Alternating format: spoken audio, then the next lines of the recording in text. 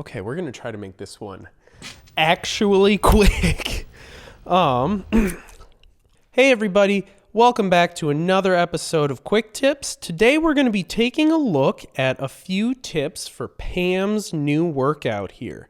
Now, this little powerhouse is an absolute Swiss Army knife of functionality, but we often see it being used for pretty mundane tasks, clocking things, providing just a couple extra LFOs, but there's so much more that it can do. So today we're going to take a look at my top 3 beginner tips to go a little bit deeper with Pam's workout. So let's start sweating. So the first feature of Pam's that we're going to go over here is its ability to act as a quantizer. Now, this feature was added in a firmware update not too long after Pam's new workout came out, and it is absolutely awesome. So let's take a look at how this works here.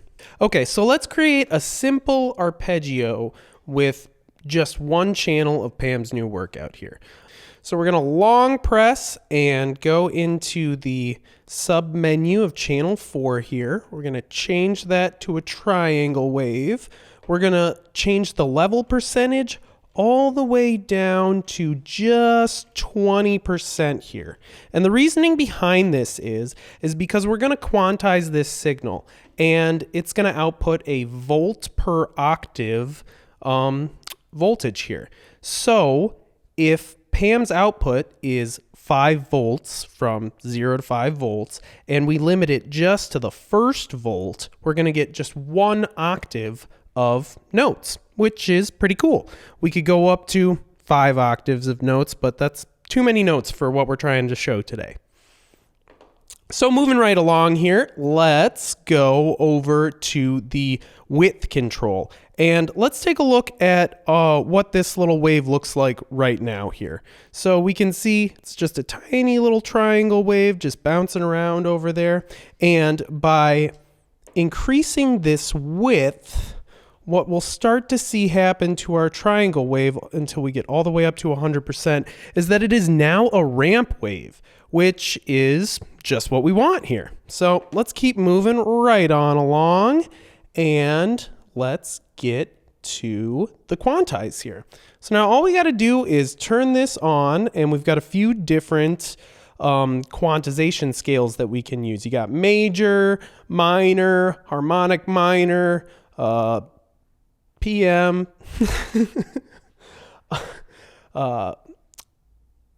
some other stuff, and then you've got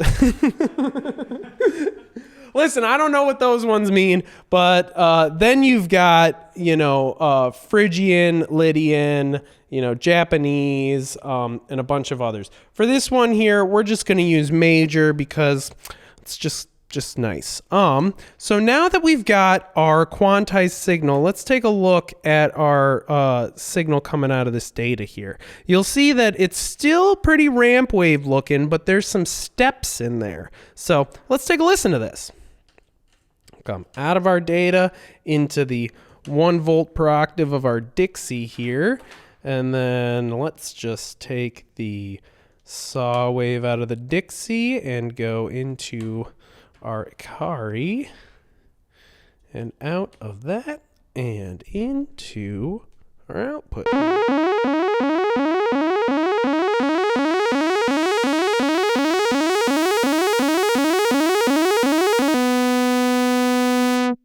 All right, that's an arpeggio. You can control the speed of your arpeggio with the speed modifier of your channel here. So let's set it nice and low to divide by 4 and take a listen.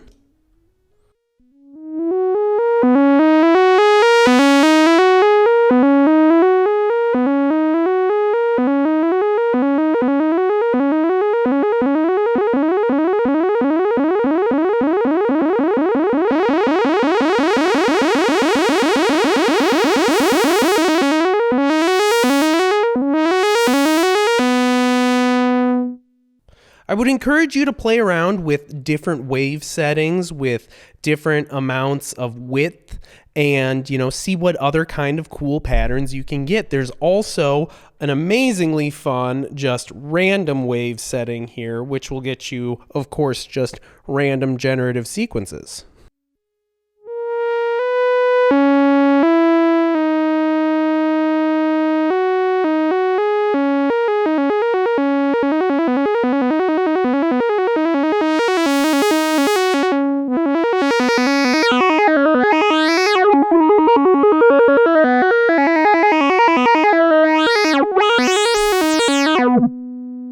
And that is just endlessly fun.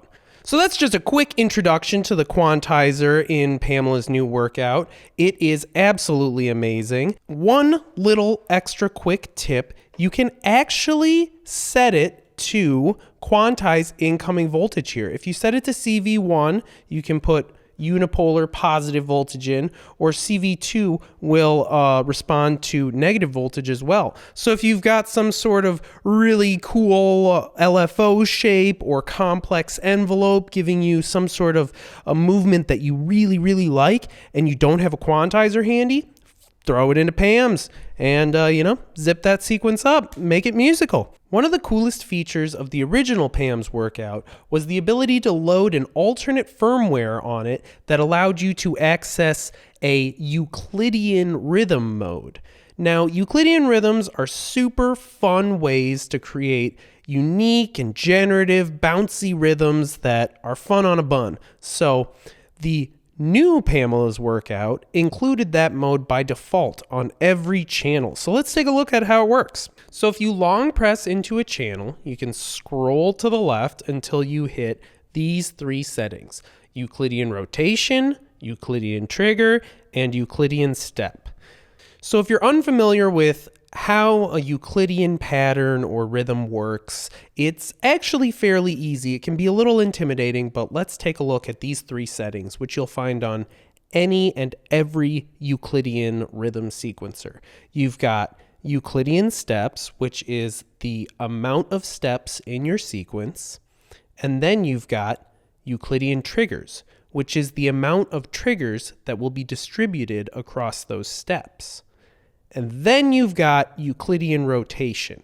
So by default, it's going to distribute the steps at the start and move from left to right, from beginning to end. But the rotation allows you to offset or rotate where it begins to distribute those steps.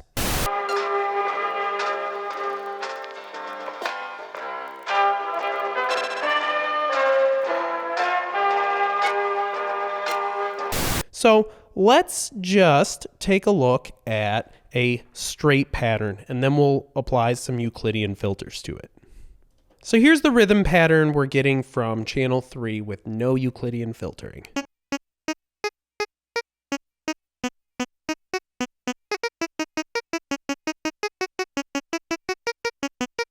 And now let's apply a Euclidean length of 7 and a trigger amount of 4 with 0 offset. 7, whoops, 4, and now let's take a listen.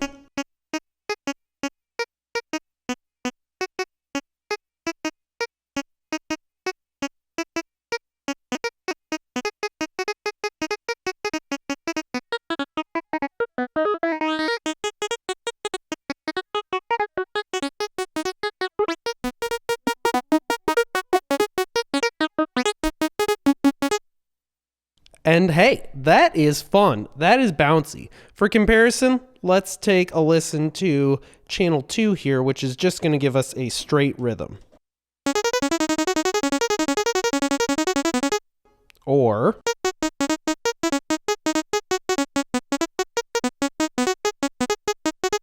and now we can illustrate how the offset affects that pattern. Let's take a listen here.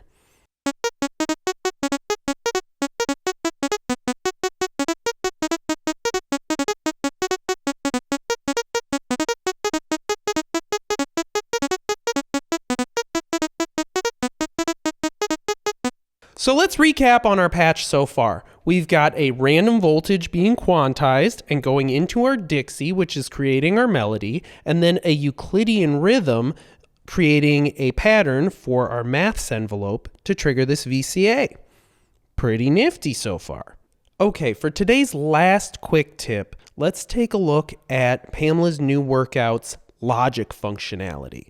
Now, this was one of the newer additions that ALM managed to squeeze into Pam's new workout, but it is really, really cool. This new feature allows you to apply a set of logic values on one channel against any other channel, and there are no restrictions. You can use this logic if two channels are creating LFO shapes, random shapes, Euclidean patterns, whatever you want. But I find this really, really nifty for letting a select few triggers through at a specific moment in time. So let's take a look at that using that Euclidean pattern that we just generated on channel 3 and have it just come in once every 8 steps or 2 bars or so. So if we long press in, we'll find our logic.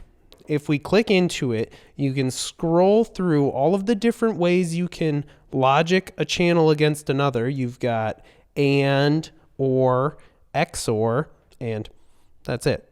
You just move to the channel that you want to logic against. In this case, we want to logic 2 against 3, and we want to use the AND logic. So we'll only hear channel 3's pattern every time 2 activates. Let's take a listen.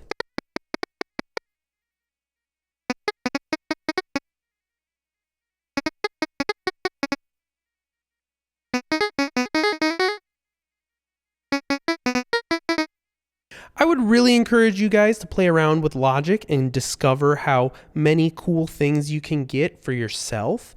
It's incredibly easy to do on Pam's new workout, and it's great for things like ratcheting or creating rhythms that interrupt each other, like truncating hi-hat patterns and things of that nature. So now we're just going to play around with a couple of these tips that we've given you and see if we can make a little generative jam with just what we've got going on here in this little 62 HP palette, and all coming from Pam's new workout. So let's do it.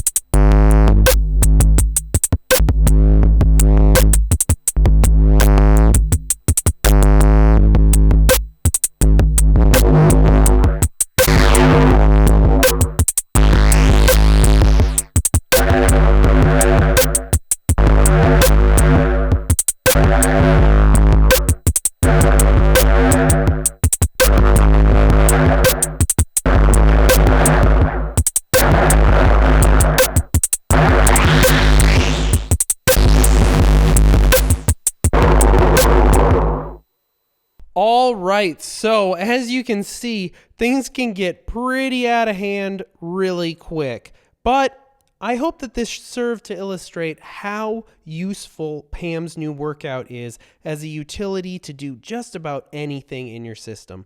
Like I said earlier, it's a Swiss Army knife and an absolute necessity, in my opinion, for any tiny rack or any sort of serious clocking or modulation that you need to do in Eurorack. We'll definitely be back with a few more tips because Pam's is an endless bounty of goodness that is always giving. But until next time, make sure to like, subscribe. It helps the channel grow and it helps us make more cool content for you. We'll see you next time and have a good day. Bye.